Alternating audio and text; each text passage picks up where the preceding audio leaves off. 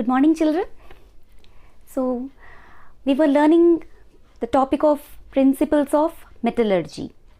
We have started the topic, and I said you that I'll be dealing with the topic in 4 to 5 videos. Okay. So, today from the topic of principles of metallurgy, I'm going to tell you about the topic of different principles. First, I'll introduce, and then we'll learn about the topic of ore dressing or concentration of ore. Okay, so what are the different principles which are involved in the process of metallurgy?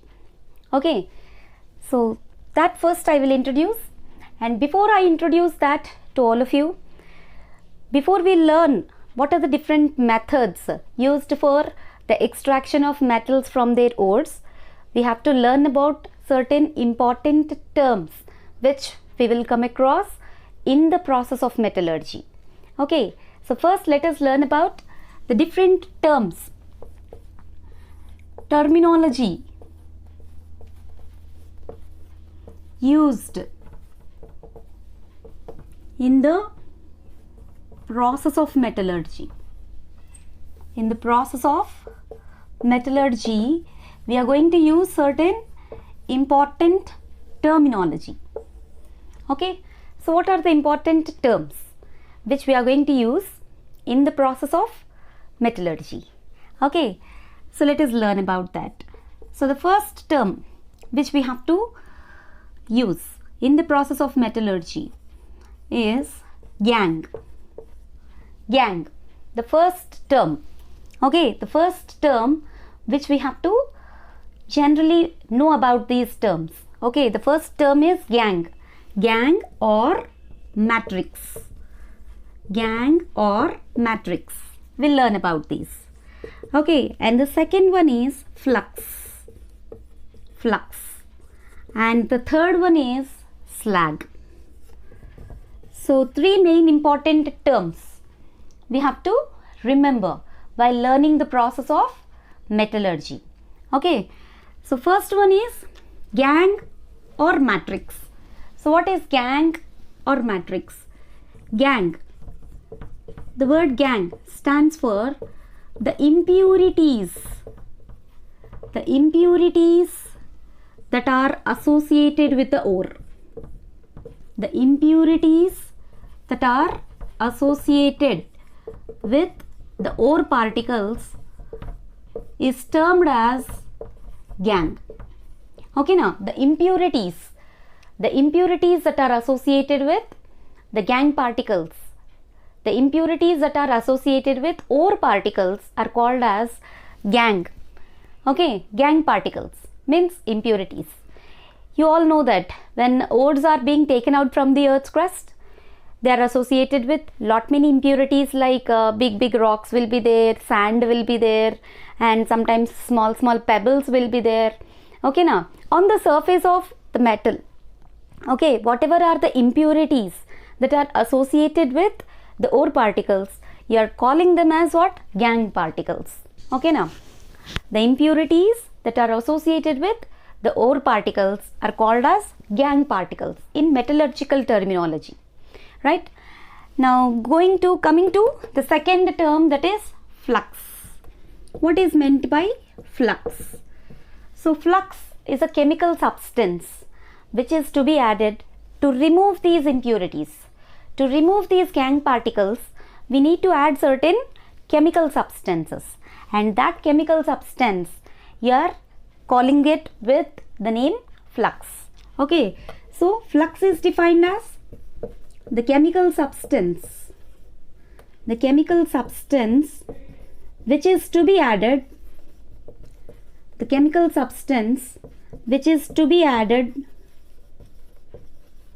to ore particles to remove the gangue particles. Okay, to remove the gangue particles. Please remember the terminology. To remove the gangue particles.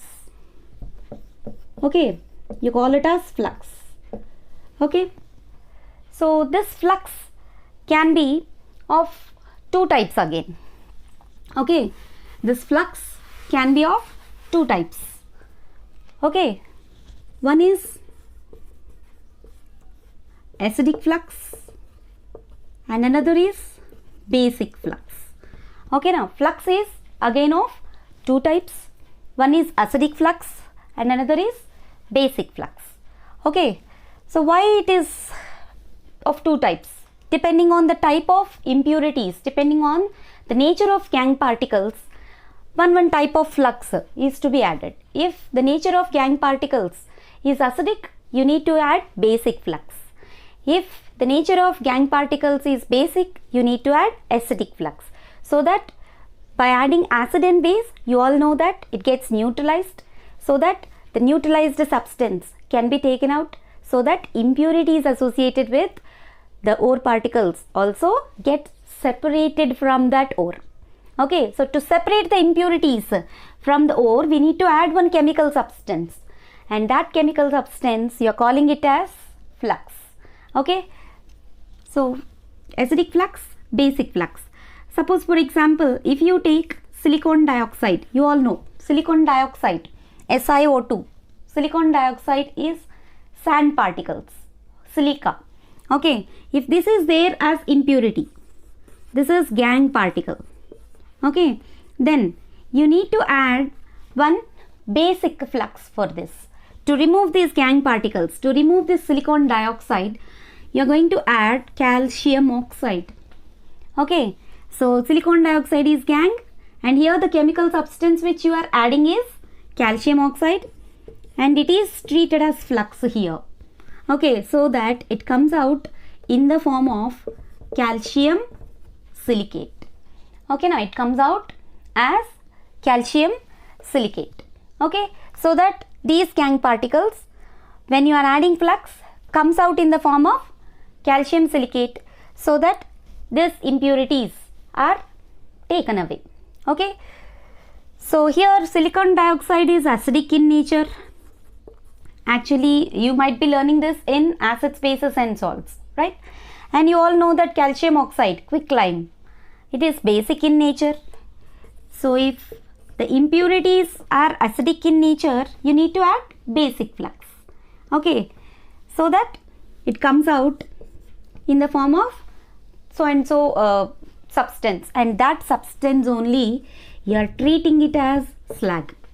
So gangue plus flux gives rise to slag. That is only our third term. As just now I told you, slag. Slag is the third term. Okay, so first one is gangue, means impurities that are associated with the ore. Second one is flux. Flux is a chemical substance which is to be added to remove the impurities, and flux is of two types, acidic and basic. Okay, by adding flux to gangue, the so formed substance itself is called as slag. So gangue plus flux gives rise to slag. Gangue plus flux gives rise to slag. Okay, so this point everyone has to remember. So these are the important terms which you are going to come across while learning the process of metallurgy, right? Next we will go to the actual principles involved in the process of metallurgy. What are the different principles? Okay, what are the different principles? Principles here stands for different methods involved in the process of metallurgy. Principles of metallurgy. We have three principles. Means three methods. 3 steps are there in any metallurgical process. Okay, you will come across 3 steps. Okay, so that 3 steps you are calling it, you are terming it as principles, right? So let us learn the 3 steps. In any metallurgical process, 3 steps are there. 3 steps. That 3 steps only you are calling it as principles. So what are the 3 steps? Step 1, ore dressing. Ore dressing or concentration of ore. Ore dressing or concentration of ore. This is step 1. In any metallurgical process, you will come across 3 steps. Okay, so in step 1, what we do for step 1? Ore dressing we do. Ore dressing or concentration of ore. Step 2. Step 2, extraction of crude metal. Extraction of crude metal. And step 3, purification of the metal. Purification of the metal. Right? So 3 steps, 3 principles are there. Okay, in the process of metallurgy. The first one is ore dressing or concentration of ore. Second one, extraction of crude metal. Third one is purification of metal. So in today's video, I'll just deal with only with ore dressing methods, right? So let us move on to the ore dressing methods. So what are different ore dressing methods? What is ore dressing first of all, right? Ore dressing. Ore dressing or concentration of ore. So ore dressing, the word ore dressing stands for removing the impurities associated with ore. Okay, I just told you that every ore is associated with lot many impurities. Okay, the process of removing impurities from the ore, you call it as ore dressing. Okay, the process of removing impurities associated with the ore, you call it as impurities from the surface, not the dissolved impurities. Please remember the point. Impurities from the surface, not the dissolved impurities. Okay, impurities, removing impurities from the surface of the ore, which are just stick to the ore from the surface. Okay, that method you call it as ore dressing, right? Ore dressing. In other words, you call it as concentration of ore. So in this video, I'm going to deal with only this method. You have other 2 principles are also there, extraction and purification. But in this video, I'll deal only with ore dressing methods, right? So what are the different methods? Methods for ore dressing. So first one is hand picking. Hand picking. Okay, hand picking. Second one is washing, hydraulic washing. Hydraulic washing. Hydraulic washing.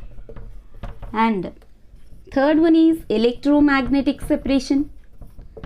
Electromagnetic separation.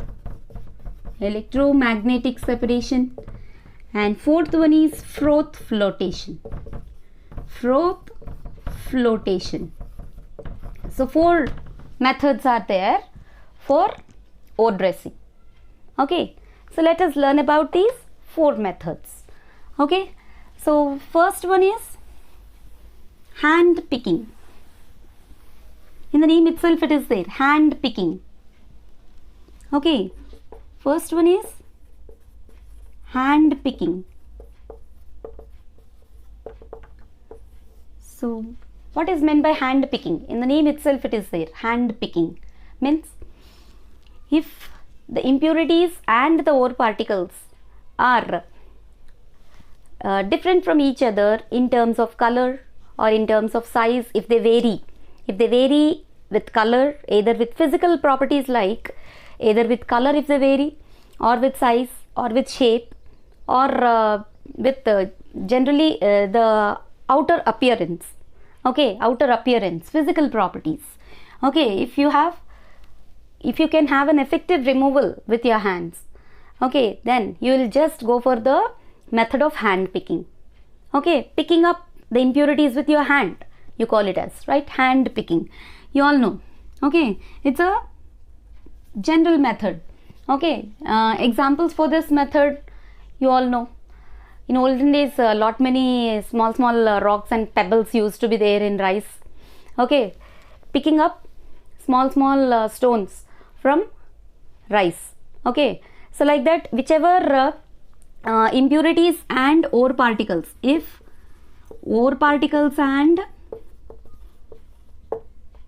impurities, if ore particles and impurities differ in size or shape or color, okay, then we go for the method called hand picking.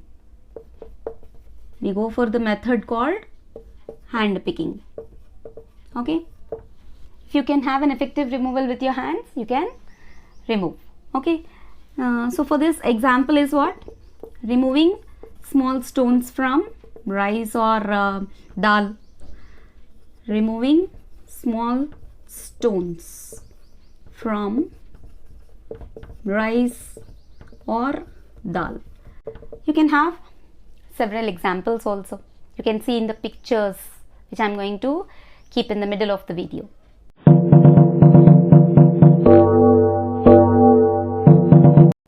Right?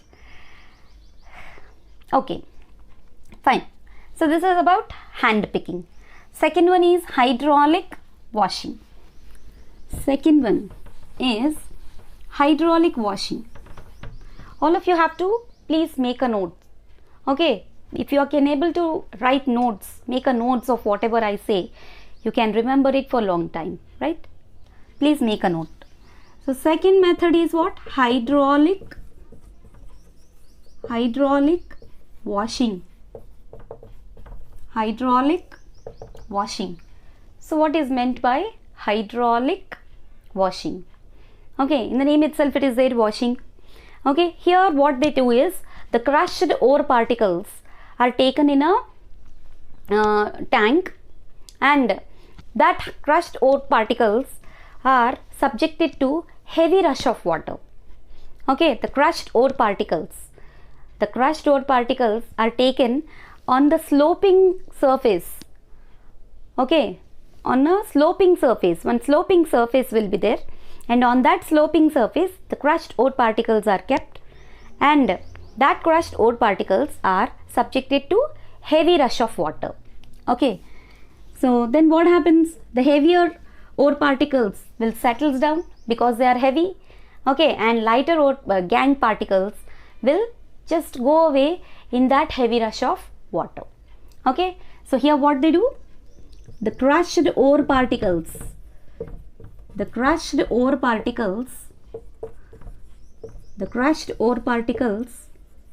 are kept on the sloping surface, so that what happens? So that the heavier ore particles remain back and lighter gangue particles will go away in the heavy rush of water. Okay, the crushed ore particles are kept on sloping surface, so that sloping surface, and subjected to what? Heavy rush of water, and subjected to heavy rush of water, and subjected to heavy rush of water. Then heavier ore particles settles down, heavier ore particles settles down, and lighter gangue particles go away. Lighter gangue particles go away. Okay, so this process you call it as hydraulic washing, right?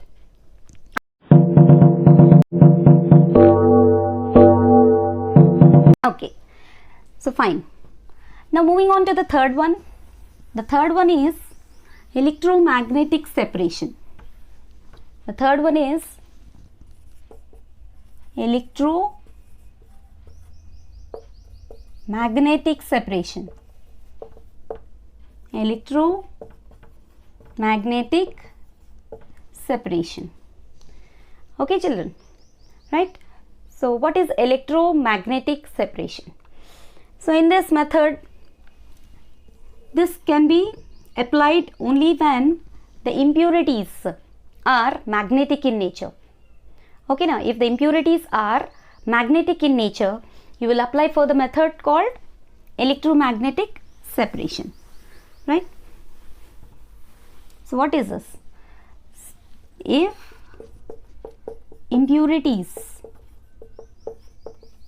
are magnetic in nature, impurities or gangue particles, anything, if impurities or ore particles are magnetic in nature, okay, then you will go for this method, right?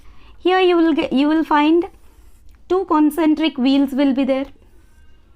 Okay, two concentric wheels will be there connected with a conveyor belt, right children? Two concentric wheels connected with a conveyor belt. Okay, and here you will be having one hopper, I think one conical shaped disc will be there, you all know that, right? So one conical shaped hopper will be there, you call it as hopper. Okay, in that hopper the crushed ore particles are taken, crushed ore is taken in the hopper. Okay, and the crushed ore particles, this belt you call it as what? Conveyor belt. Okay, here two wheels are connected with a conveyor belt. One wheel is magnetic in nature, and another wheel is non-magnetic. Okay, they keep rotating over this conveyor belt.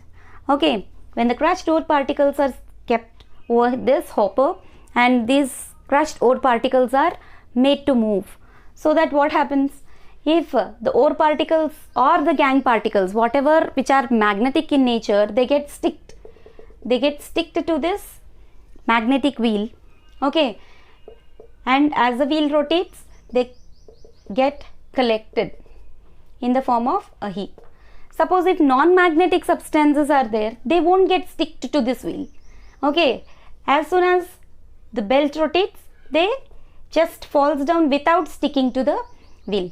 So that here you will find one heap and here you will find another heap. Okay, like this the particles can be separated. You can see in the picture.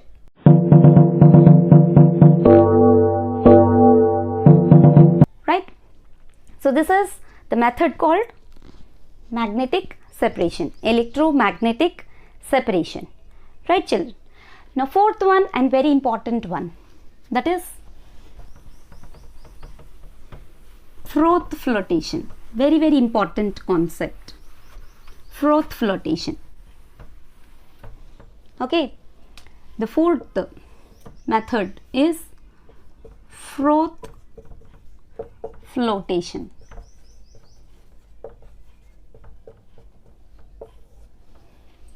Froth flotation. Right children? So here the name itself, it is there, froth. The word froth stands for foam.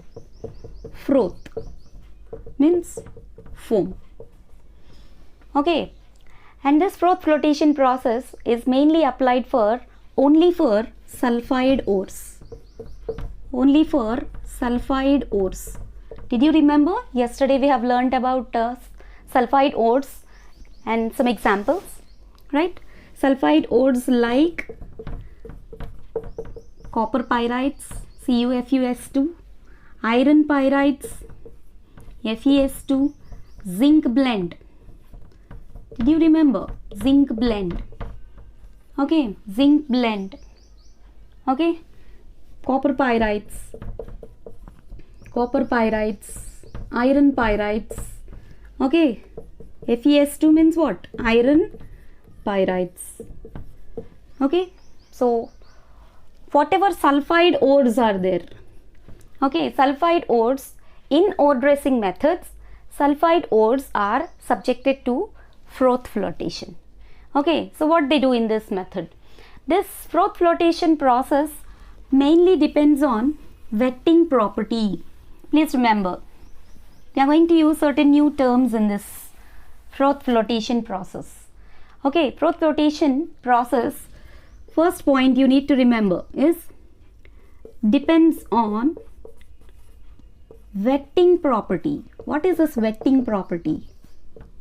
Okay, wetting means just dipping them in water.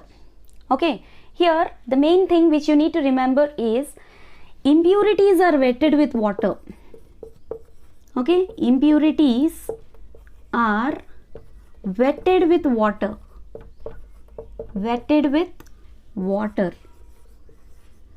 Every ore consists of both impurities as well as ore particles. Here only impurities get wetted with water.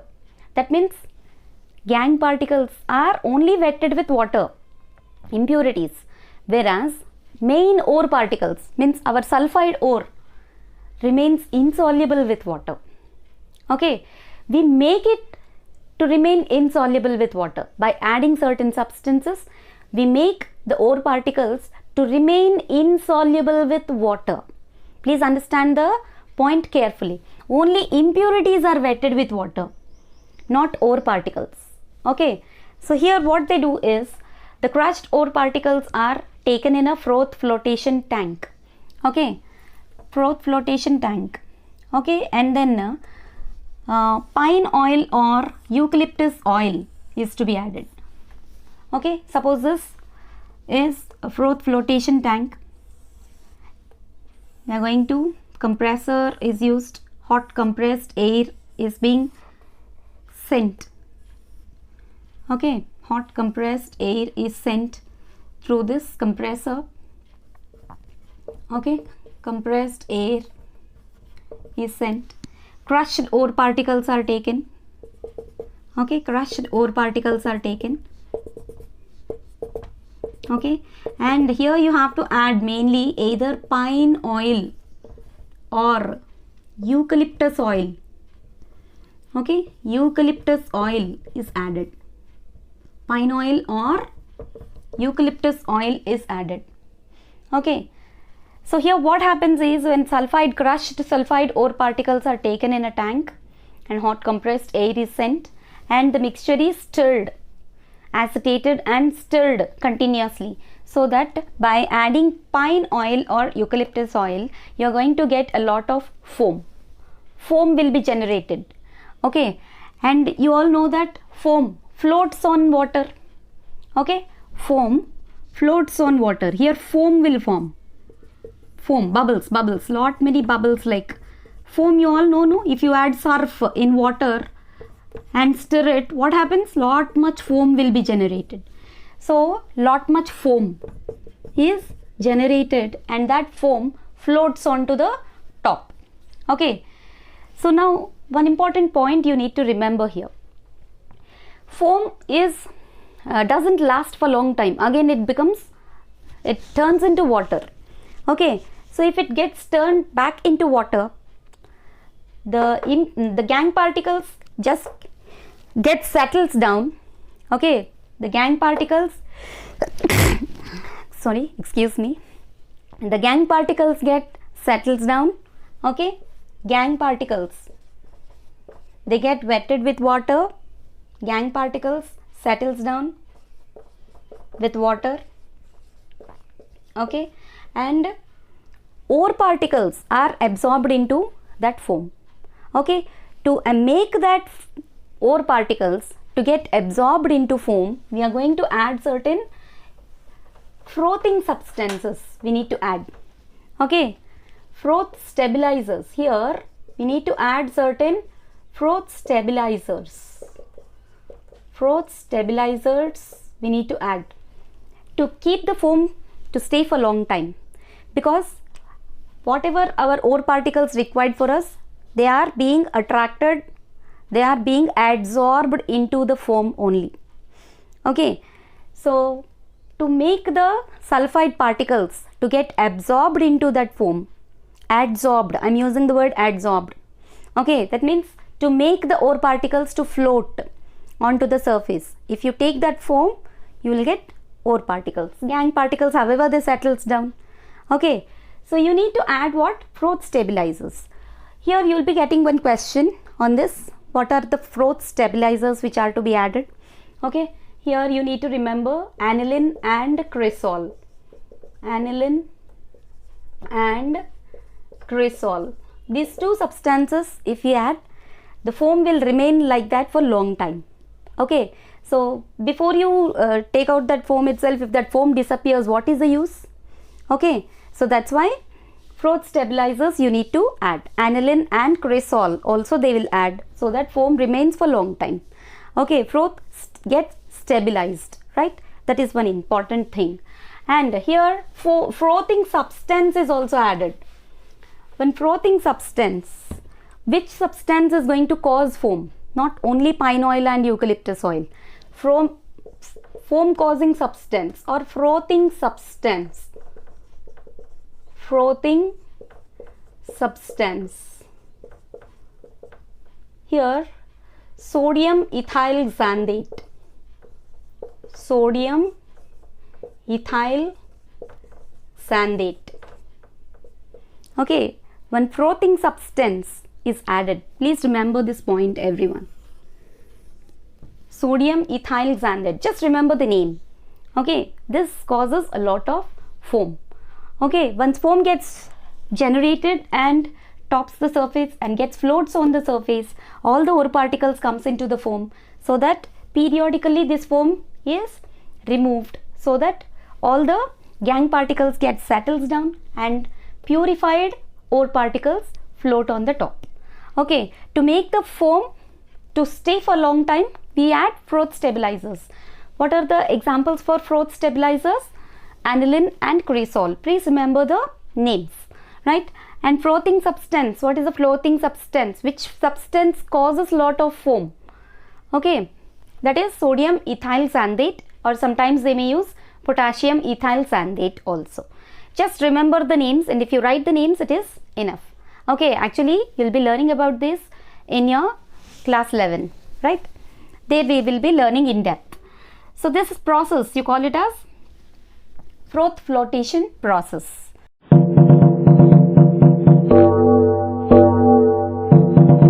Okay, please remember, pine oil and eucalyptus oil are added, stirred well, so that foam starts coming onto the top and all the ore particles get settles down in the foam. To make the foam stay for a long time, we add froth stabilizers, aniline and cresol. And to cause lot of foam, we add another frothing substance called sodium ethyl xanthate, right? So this is all about froth flotation method, and this is applied only for sulfide ores. Okay, so this is all about ore dressing methods, 4 methods: hand picking, washing or levitation, hydraulic washing, okay, and then electromagnetic separation, and the 4th one is froth flotation. Okay, so thanks for watching, dear children. In the next video we'll learn about extraction methods, right? Thank you all.